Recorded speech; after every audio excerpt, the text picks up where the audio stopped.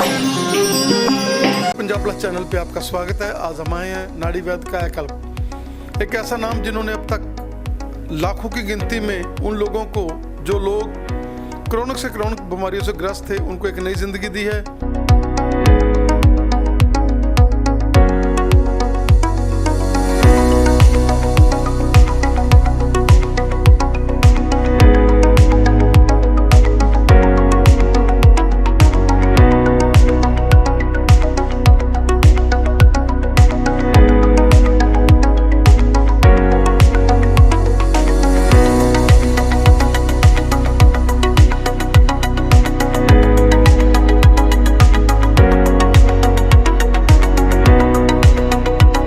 खाते हैं उससे रस बनता है, रस से रक्त, मांस, मेद, अस्थि, मज्जा और शुक्र धातु का निर्माण होता है। जब शरीर में वीर्य धातु का निर्माण हो जाता है तो शरीर में गर्मी नहीं बढ़ती। जैसे आपने सब्जी में देखा है, मिर्च ज़्यादा हो तो आप घी डाल दीजिए, मिर्च का प्रभाव खत्म हो जाएगा।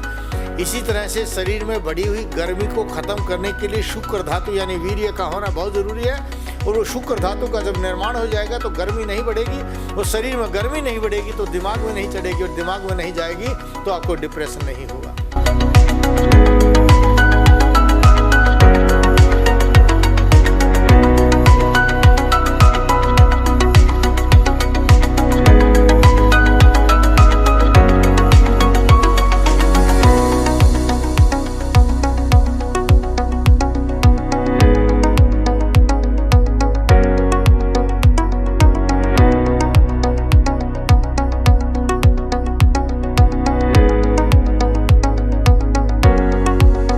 पंजाब प्लस चैनल पे आपका स्वागत है। आज हम आए हैं नाड़ी वैद्य कायाकल्प, एक ऐसा नाम जिन्होंने अब तक लाखों की गिनती में उन लोगों को, जो लोग क्रोनिक बीमारियों से ग्रस्त थे, उनको एक नई ज़िंदगी दी है। जैसे नब्ज देकर सुबह के खाली पेट लोगों को नई ज़िंदगी देते हैं, और आपको बताने की ज़रूरत ही नहीं होती। जब आप आते हैं, नाड़ी अपनी नब्ज दिखाते हैं तो खुद ब खुद जो है वो सब कुछ आ जाता है। सर, स्वागत है आपका, हमें समय देने के लिए आपका धन्यवाद।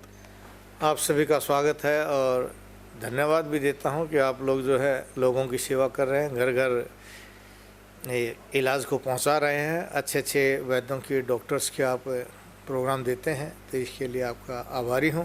सर, हम स्टार्ट करेंगे डिप्रेशन के साथ करेंगे उस बीमारी के साथ जो कोरोना के बाद बहुत ज़्यादा बढ़ रही है, डिप्रेशन।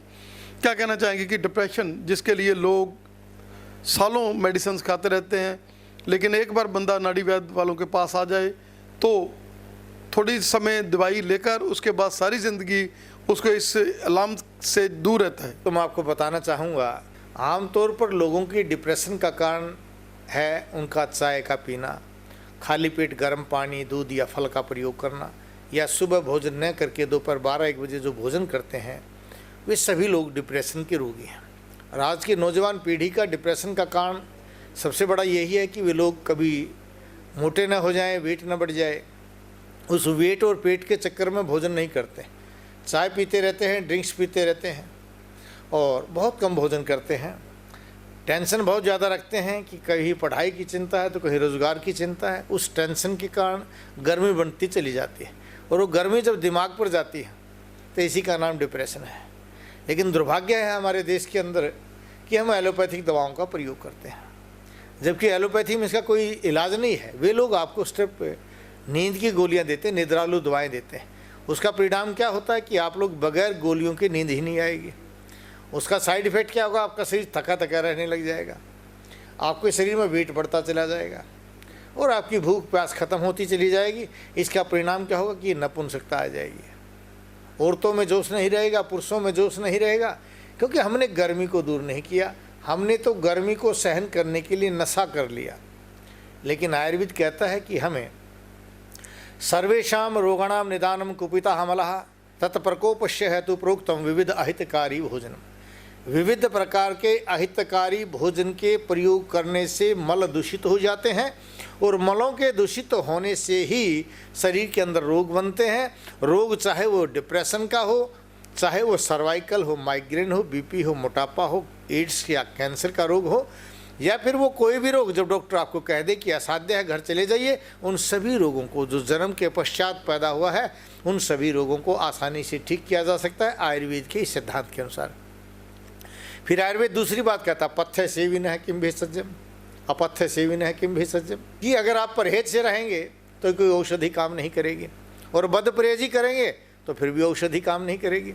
यानी परहेज उत्तम है। और परहेज क्या है, जो मैंने बताया कि डिप्रेशन में आप सुबह सुबह भरपेट रोटी खा लीजिए, भोजन में अच्छे घी का प्रयोग कीजिए, और भोजन के बीच में पानी का प्रयोग कीजिए। बहुत से लोग कहते हैं जी भोजन के बीच में पानी नहीं पीना चाहिए, लेकिन आयुर्वेद कहता है भोजन मध्य अमृतम वारी, भोजन अंते विस्पर्धम, भोजन आदि रोग कारणम। भोजन के पहले अगर आप पानी पिएंगे रोग पैदा करेगा, भोजन के अंत में पानी पीते हैं तो जहर का काम करेगा। भोजन मध्य अमृतम वारी, भोजन के बीच में पानी अमृत का काम करता है, लेकिन कैसे पीना चाहिए। मुहुर्मुहु वारम वारम व जिह्वाम प्रक्षालनम कृत्वा भोजनम कृतव्यम, बार बार जिह्वा को धोते हुए, मुख को साफ करते हुए घूंट घूंट करके भोजन पीना चाहिए और दूध को खाना चाहिए। इसलिए कहावत है, बाई को सुत है खाई को मुत है। आखिर हमें भोजन के बीच में इतना पानी पीना चाहिए कि पेशाब चले जाएं, और खाने के पश्चात लेफ्ट करवट लेट जाएं। जब आपकी डाइजेशन पावर बढ़ेगी तो रक्त से, क्योंकि रसात रक्तम ततो मांसम, मांसानमेद ततो अस्थि, अस्थनो मज्जा, मज्जात शुक्रम, शुक्रात गर्भम प्रजायते। जब खाते हैं उससे रस बनता है, रस से रक्त, मांस, मेद, अस्थि, मज्जा और शुक्र धातु का निर्माण होता है। जब शरीर में वीर्य धातु का निर्माण हो जाता है तो शरीर में गर्मी नहीं बढ़ती। जैसे आपने सब्जी में देखा है, मिर्च ज़्यादा हो तो आप घी डाल दीजिए, मिर्च का प्रभाव खत्म हो जाएगा। इसी तरह से शरीर में बढ़ी हुई गर्मी को खत्म करने के लिए शुक्र धातु यानी वीर्य का होना बहुत ज़रूरी है। और वो शुक्र धातु का जब निर्माण हो जाएगा तो गर्मी नहीं बढ़ेगी, और शरीर में गर्मी नहीं बढ़ेगी तो दिमाग में नहीं चढ़ेगी, और दिमाग में नहीं जाएगी तो आपको डिप्रेशन नहीं होगा। डिप्रेशन का बड़ा सरल तरीका है, गर्मी मत बनने दीजिए। अब लोग कहते हैं जी गर्मी है तो मैं ठंडा पानी पी लेता हूँ, कोई कुछ खा रहा है कुछ खा रहा है, वो गर्मी एक अलग प्रकार की है। अगर आपके शरीर में गर्मी ज़्यादा, आपने ठंडी चीज़ें खा ली, गठिया रोग बन जाएगा। हमारे यहाँ सिद्धांत है रसात रक्तम, कि रस से रक्त का निर्माण होना चाहिए, रक्त से मांस, मेद, अस्थि, मज्जा। इस तरह से जब धातु पोषण चलेगा तो उस धातु पोषण से आपका डिप्रेशन दूर हो जाएगा। अब डिप्रेशन तो दूर हुआ, लेकिन शुक्र धातु के निर्माण से आपके अंदर ओज भी पैदा हो गया, आपके अंदर काम करने की ताकत भी आ गई, आपके अंदर एनर्जी भी पैदा हो गई, यानी आपके अंदर सेक्सुअल पावर भी बढ़ गई।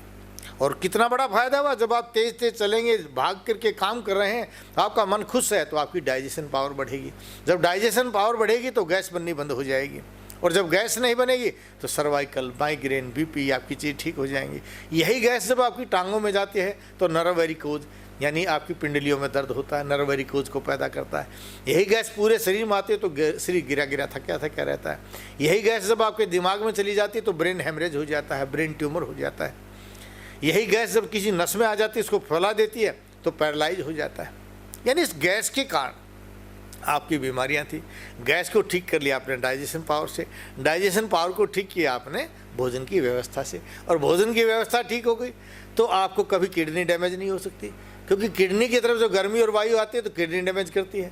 यही वायु और गर्मी जब आपके लीवर में आती है तो फैटी लीवर बना देती है, काला पीलिया बना देती है, या हेपेटाइटिस बी सी बना देती है, यहाँ तक कि आजकल तो लीवर सोराइसिस बहुत ज़्यादा होने लग गया, वो बना देती है। तो जब आपकी गर्मी ही नहीं रहेगी, शरीर में गैस ही नहीं बनेगी, ना गर्मी बनी ना गैस बनी, इसलिए आयुर्वेद कहता है सर्वेशाम, आयुर्वेद कहता है कि पित पंगु कपंगु पंगु मलधात्व वायुना यत्र नियंते तत्र गच्छन्ति मेघवत है, कि शरीर में पित्त भी लंगड़ा है, कफ भी लंगड़ी है, वायु भी लंगड़ी है, लेकिन विकृत वायु, जो वायु आपने विकृत कर ली है समय पर भोजन न करने से, चाय पीने से, रुक्ष न खाने से, तली हुई चीज़ों का प्रयोग करने से, या ज़्यादा सोचने से, ज़्यादा गुस्सा करने से, ज़्यादा काम वासना से, आपने जिस वायु को विकृत कर लिया, यही विकृत वायु आपके शरीर में रोगों को पैदा कर रही है।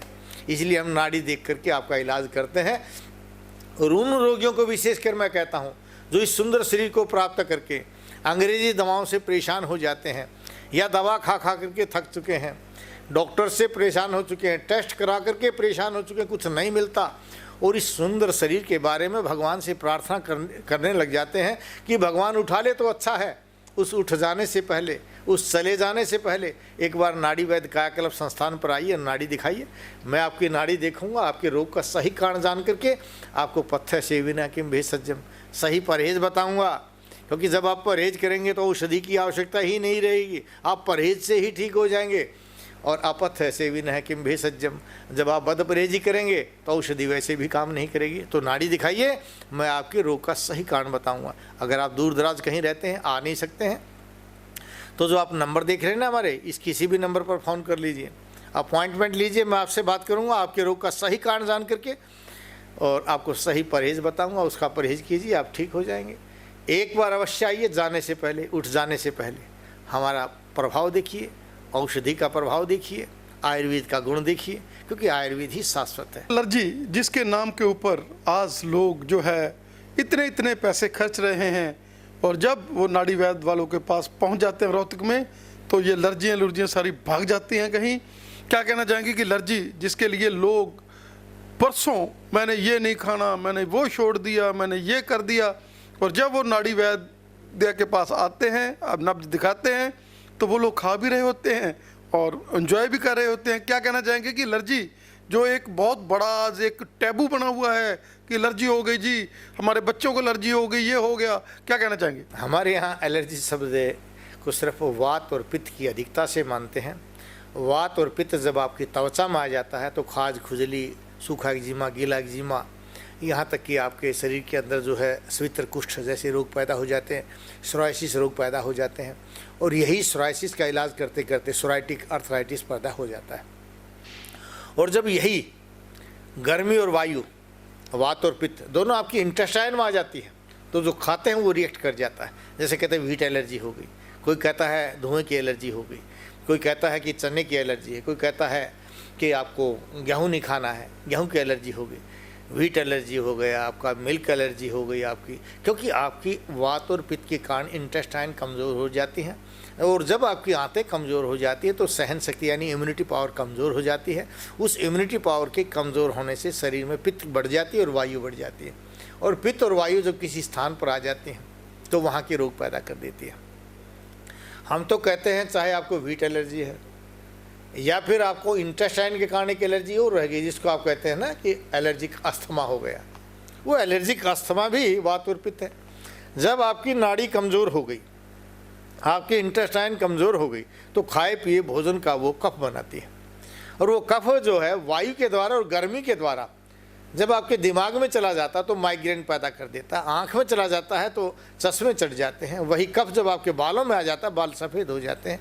लेकिन यही कफ जब नाक के रास्ते निकलता है तो इसको कहते हैं नज़ला जुकाम हो गया। अब यहाँ डॉक्टर क्या करते हैं, नज़ले जुकाम में आपके कफ को सुखाने की दवा दे देते हैं, और जब कफ को सुखाने की दवाई दी जाएगी तो आज नहीं कल कफ फिर बनेगा, यानी बार बार उस सुखाने वाली दवाओं का प्रयोग करने से ब्रोंकाइटिस अस्थमा बन गया, एलर्जिक अस्थमा बन गया, उसके लिए आपको पंप दे दिया गया। लेकिन अगर हम यहाँ आपके पेट को साफ कर देते, अग्नि को तेज कर देते और आपकी गैस बनना बंद कर देते, कफ बनना बंद कर देते, बने हुए कफ को निकाल देते, तो आपका एलर्जिक अस्थमा, आपका नज़ला जुकाम सदा के लिए ठीक हो जाता, जैसे कि हम अपने औषधालय में करते हैं।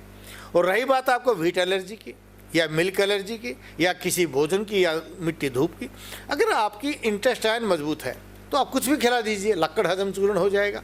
आप जो भी खाएंगे, चाहे वीट खाइए, चाहे वीट का और 4 गुना बढ़ा करके खा लीजिए, कभी नुकसान नहीं करेगा। नुकसान कब करेगा, जब आपकी आंतें कमज़ोर हैं। जब आंतें कमज़ोर हैं, इससे वीट, उसमें एलर्जी में क्या होता है, बच्चे की सेहत नहीं बनती, वो बंद कराना पड़ता है, क्योंकि वो चीज़ उसकी आंत में सहज से पचने की पावर ख़त्म हो गई है। तो हम वहाँ इंटेस्टाइन को मजबूत करते हैं। तो आयुर्वेद में किसी भी अंग को मजबूत करने के लिए रसायन की परिभाषा दी गई है, और रसायन के बारे में शास्त्र कहते हैं दीप्त अंतर अग्नि परिशुद्ध कोष्ठ प्रत्यग्र धातु बलवर्णश्च दृढ़ इंद्रिय मंदजर नित्य रसायन सेवी परसो प्रदिष्ट।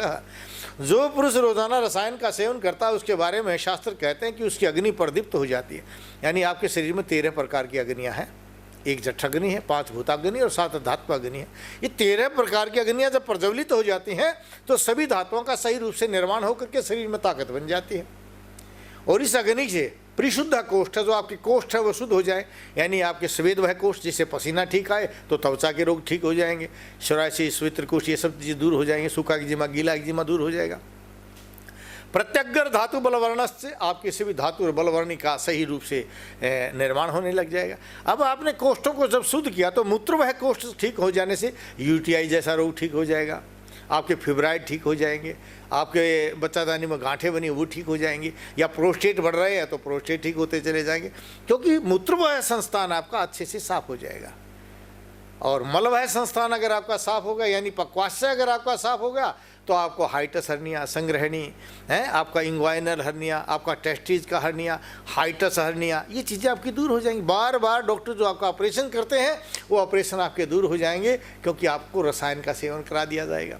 और रसायन कहता है प्रत्यग्र धातु बलवर्णस्य दृढ़े इंद्रिय, आपकी इंद्रियां दृढ़ हो जाएंगी। आँख, नाक, कान, मुख, जीभ, त्वचा, जो कहते हैं ना दिखाई नहीं दे रहा, कहते सूंघा नहीं जा रहा, स्मेल नहीं आ रही है, कई कहते हैं जी मुझे तो दिखना कम हो गया, कान से सुनना कम हो गया, यानी दृढ़ इंद्रिया, यह रसायन आपकी इंद्रियों को दृढ़ बना देगा। प्रत्यग्र धातु बलवर्णस्य दृढ़ इंद्रिय मंद जर है, जो बुढ़ापे को नहीं आने देगा। रसायन सेवी पुरुषो उपदिष्ट है, जो लोग रसायन का सेवन करते हैं। अब रसायन कहाँ से लिया जाए, क्योंकि रसायन भी बनाने वाले का बड़ा प्रभाव है। आपने विवाह की रोटी देखी, आपको बड़ा अच्छा लगता है, जिस दिन खाते हैं बड़ा आनंद आता है, लेकिन उस रोटी को अगले दिन नहीं खा पाते, क्योंकि वहाँ बनाने वाले का भाव कि मुझे एक रोटी देनी है, दूसरे वक्त की रोटी देनी ही नहीं, तो भावों से रहित है, इसलिए दूसरे वक्त का भोजन आप कर ही नहीं सकते। लेकिन एक वैद्य जब अपनी औषधि का निर्माण करता है तो रगड़ते हुए मर्दनम गुणवर्धनम, उस औषधि को जितना रगड़ रहा है, रगड़ते हुए उसका जो गुण बढ़ता है, उस गुणों के साथ भावों में परिवर्तित हो जाता है। और कहता है ओम नमः महाविनायकाय अमृतम रक्ष रक्ष मम फल सिद्धिम देहि देहि रुद्र वचने न स्वाहा। हम शिव भगवान से प्रार्थना करते हैं कि हे भगवान, जिस औषध का मैं निर्माण कर रहा हूँ, यह औषधि मानव कल्याण के लिए अमृत की वर्षा करे। इस भाव के साथ जब मैं अपनी औषधि का निर्माण करता हूँ, वह औषधि अमृत के तुल्य काम करती है। हमारी औषधि वैसे ही काम करेगी जैसे आप अपने घर में माता के हाथ की, बहन की, बुआ, दादी के हाथ का भोजन सारी जिंदगी खाते, कोई बीमारी पैदा नहीं होती, क्योंकि भावों से भरी हुई है। इसीलिए हमारी औषधि वैद्य के द्वारा स्वयं निर्मित होती है, जो भावों से भावित है, औषधियों से निर्मित है, भावों से निर्मित है। उस औषधि का, उस रसायन का जब हम निर्माण करते हैं, वह रसायन आपकी माता एक भोजन के रूप में भी दे सकती है, वही रसायन एक दूध के रूप में आपको मिल सकता है, वही रसायन आपको घी के रूप में भी मिल सकता है। लेकिन घी कौन सा होना चाहिए, जो आपकी माता के द्वारा, बहन के द्वारा रगड़ करके उसको बिलो करके बनाया गया हो। दूध कौन सा होना चाहिए, जिस गऊ पर आपकी माता बहन ने, आपने खुद उस पर सेवा किया हो, उस गऊ का दूध आपको मिल जाए, उस दूध की दही आपको मिल जाए, उस दूध का आपको घी मिल जाए, तो आप भावों से भावित हो जाएंगे। आप रसायन का प्रयोग करेंगे और यह रसायन आपके प्रत्येक एलर्जी के रोग को उस तरह से नष्ट कर देगा जिस तरह से ज्ञान प्राप्त हो जाने से अंधकार दूर हो जाता है, अज्ञानता दूर हो जाती है, मूर्खता दूर हो जाती है। तो आप अगर ज्ञान प्राप्त करना चाहते हैं, शरीर को स्वस्थ रखना चाहते हैं, तो हमारे YouTube चैनल नाड़ी वैद्य कायाकल्प को अवश्य देखिए। और मैंने वहाँ प्रत्येक रोग के बारे में बताया है, आप भी प्रत्येक रोग के बारे में घरेलू इलाज जान सकते हैं। कोई है कमेंट्स भी कर सकते हैं, मैं आपके प्रत्येक कमेंट्स का जवाब देता हूँ। और यहाँ आएंगे तो मैं खुद देखता हूँ, आप आइए और दिखाइए, जो आपकी इच्छा, हम आपकी इच्छा पूरी करेंगे, आपको स्वस्थ बनाएंगे।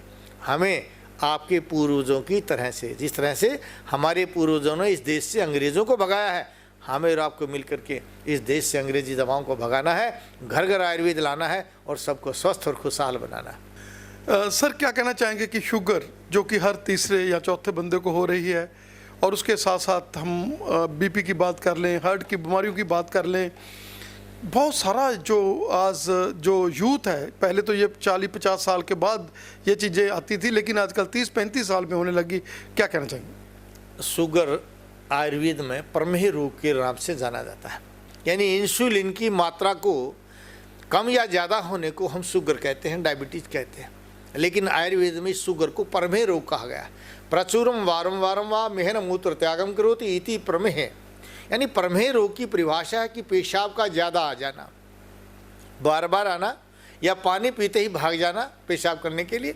रात भर अगर एक बार भी पेशाब करने जाते हैं तो उसको आयुर्वेद में प्रमेह रोग कहा गया है। और इस प्रमेह रोग की परिभाषा भी दी गई है कि इस प्रमेह में अगर शुक्र जा रहा है, वीर्य धातु जा रही है, तो पेशाब करने के बाद हमारे को कमजोरी आती है, शरीर थक जाता है, नपुंसकता पैदा हो जाती है। इस प्रमेह रोग में, यानी इस पेशाब के अंदर अगर आपका मीठा जो अंदर हजम होना चाहिए वो मीठा बाहर निकल रहा है तो चींटियाँ आती हैं।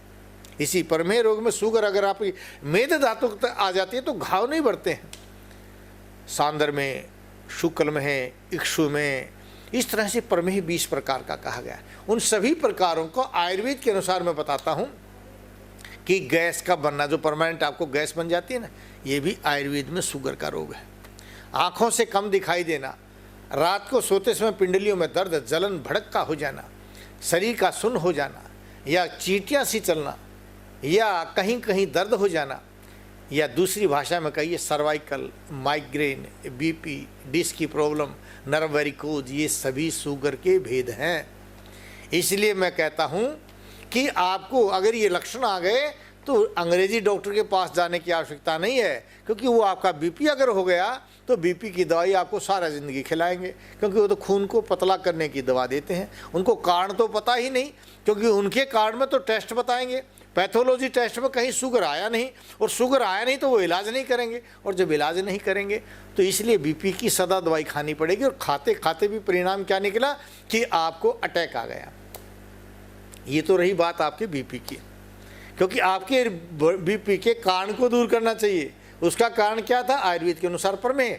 प्रमेह में क्या हुआ कि आपकी इंटेस्टाइन कमज़ोर हो गई, और आपकी इंटेस्टाइन कमज़ोर होने से क्या हुआ कि आपके अंदर गैस बनने लगी। ये गैस कहाँ गई? आपके हार्ट पर गई। जब हार्ट पर गई तो बीपी बढ़ गया या बीपी लो हो गया। अब बात करते हैं शुगर की। सनेनम मधुरम आहारम अमृत तुल्यम वर्तते। जिस भोजन में घी होता है, मीठा होता है, उसको अमृत कहा गया है। लेकिन आपका मीठा तो बंद कर दिया, आपका घी तो बंद कर दिया। जब घी नहीं खाएंगे तो ताकत कहाँ से आएगी? और जब अंगों में ताकत नहीं होगी तो आपकी आंतें डुप लप ऐसे काम करती है। जैसे आपने पशु को देखा ना, लैट्रिन करते हुए गुदा को भींचता है, ऐसे ही आपकी आंतें भी ऐसे काम करती हैं। और जब कमज़ोर हो गई तो आंतों के अंदर मल रुकने लग जाता है। जब आंतों में मल रुकेगा तो एक बार में आप पेट साफ नहीं होगा, आपका पेट बढ़ता चला जाएगा। पेट के साथ साथ वेट भी बढ़ता चला जाएगा। यानी पेट का बढ़ना, वेट का बढ़ना भी आयुर्वेद में प्रमेह रोग है, ये शुगर का रोग है। क्योंकि हम आपकी आंतों में पावर लाएंगे। किससे पावर आएगी? घी से। एलोपैथी ने क्या किया? घी बंद कर दिया। दूसरा क्या है? मीठा खाना चाहिए। अब आपको मीठा तो दे ही नहीं रहे। सनेनम मधुरम आहारम अमृत तुल्यम वर्तते। जिस भोजन में घी होता है, जिस भोजन में मीठा होता है, उसको अमृत कहा गया। आप अमृत का तो प्रयोग कर नहीं रहे। मैं कहता हूँ प्रमेह का रोगी रोजाना दिन में 2-3 बार मिश्री ले लीजिए और पानी में घोल करके पी जाइए। इतना मिश्री डालिए कि ना मीठी लगे ना फीकी लगे, लेकिन 3 बार पीजिए। जो लोग इंसुलिन लगा रहे हैं बार बार दिन में, वो ठीक हो जाएंगे। जिन लोगों को इंसुलिन बन रहा है लेकिन टैबलेट से चल रहा है, टाइप 1 टाइप 2 जो एलोपैथी ने बताया है, वे भी रोगी करके देखिए। क्योंकि जब शरीर में गर्मी कम हो जाएगी, गर्मी की अधिकता का नाम शुगर है। अरे ये गर्मी क्यों बढ़ी?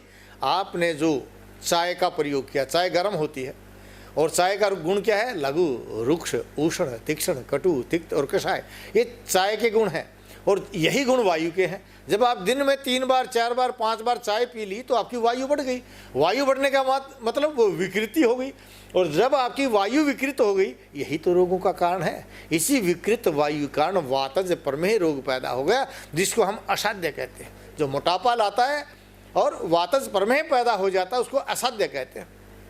अब दूसरी आपकी गर्मी कहाँ से विकृत हुई? जो आपने तेल का प्रयोग किया। अब आपने घी बंद करके तेल का खाना बंद कर दिया। तैलम तेजम हरती। तेल तेज को हरता है। तेल आपके अंदर कैंसर पैदा करता है। तेल आपकी वायु को नष्ट करता है। तेल खाने से आपकी वायु नष्ट हो गई, लेकिन आकुंचनम प्रसारणम उन्मेषम निमेषम या भी क्रिया भी जायन्ते शरीरे सहवातेन सिद्धते। कि शरीर का फैलना सिकुड़ना जो कुछ भी है वो सब वायु के द्वारा होता है, और वायु आपने तेल खा करके ख़त्म कर ली। जब वायु नहीं रही, अब साइकिल में हवा नहीं होगी तो साइकिल चल थोड़ी पाएगी। गाड़ी में हवा निकाल दी तो कैसे चलेंगे? ऐसे शरीर के ऑर्गन्स काम नहीं करेंगे। तो डॉक्टर क्या कहते हैं? आपकी किडनी सिकुड़ गई, क्योंकि वायु आपने ख़त्म कर दी। आपका लीवर सिकुड़ गया, क्योंकि आपने वायु खत्म कर दी। कहीं कहते हैं आपका हार्ट सिकुड़ गया, क्योंकि वायु आपने खत्म कर दी। वो कैसे खत्म किया? तेल का प्रयोग करने से, या रुक्ष अन्न के खाने से। जो आपने बगैर घी के भोजन किया, रूखा अन्न जो प्रयोग किया, रुक्ष अन्न से भी वायु वर्धित होती, वायु बढ़ती है। तो वहाँ वायु बढ़ने के कारण डॉक्टरों ने क्या कहा कि आपका तो हार्ट का साइज बढ़ गया। डॉक्टरों ने क्या कहा? आपका प्रोस्टेट ग्लैंड बढ़ गई। डॉक्टरों ने क्या कहा? आपकी थायराइड ग्लैंड बढ़ गई है, बड़ा ट्यूमर बन गया। कहीं भी ट्यूमर का बनना यानी वायु का बढ़ना है। और वायु कहाँ बढ़ गई? आपके पेट में बढ़ गई तो हर्निया बन गया। आपके इंग्वाइनल एरिया में बढ़ गया तो इंग्वाइनल हर्निया हो गया।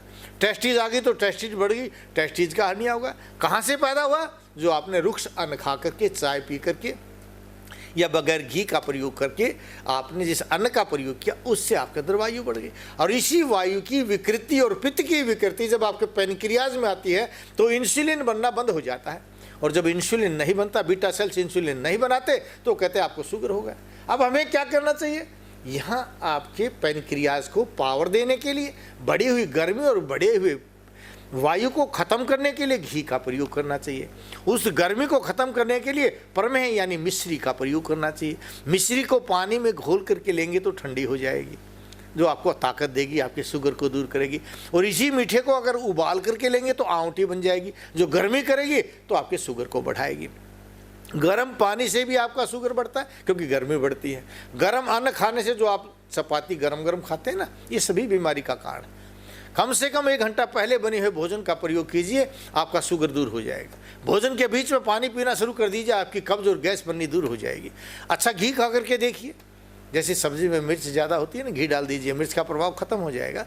वैसे ही आप अगर अन्न का प्रयोग करके देखिए, प्रमेह रोग चला जाएगा। शुगर कोई रोग नहीं है, शुगर आपकी एक भोजन की व्यवस्था है। आपसे पहले हमारे दादा परदादा को कहीं शुगर नहीं होता था। ये पिछले 10 साल से शुगर की मात्रा बढ़ी है, जब से आप लोगों ने ज़्यादा जागृति आ गई आप लोगों में, या कहीं आप बहुत ज़्यादा विद्वान हो गए हैं, या बहुत ज़्यादा विज्ञान फैल गया। क्योंकि विज्ञान और ये जो है ज्ञान, ये सभी आपको मूर्खता की तरफ ले जा रहा है। आप में अगर विज्ञान बढ़ना चाहिए था तो घी और दूध खाना चाहिए था। आपको अंदर अगर ज्ञान होना चाहिए तो अपने पूर्वजों को हमें देखना चाहिए था। हमारे पूर्वज जिस घी दूध का प्रयोग करके लंबे तगड़े स्वाभिमानी होते थे, हमारे पूर्वजों को कभी शुगर नहीं होता था, उनको कभी डिप्रेशन नहीं होता था। क्यों? क्योंकि वो घी खाते थे, वो दूध पीते थे, वो दही खाते थे। आप भी खाते हैं दही, लेकिन आप दोपहर में खा रहे हैं, आप शाम को खा रहे हैं। इसलिए आयुर्वेद कहता है हित भुक मित भुक हरित भुक। अगर हितकारी खाइए, थोड़ा खाइए, ऋतु अनुसार खाइए। लेकिन क्योंकि आजकल तो आपको 12 की 12 ऋतुओं के अंदर आपको 12 के 12 महीने आपको सभी फल और सब्जियां मिल रही हैं, क्योंकि सब पॉली हाउस की बनी हुई है।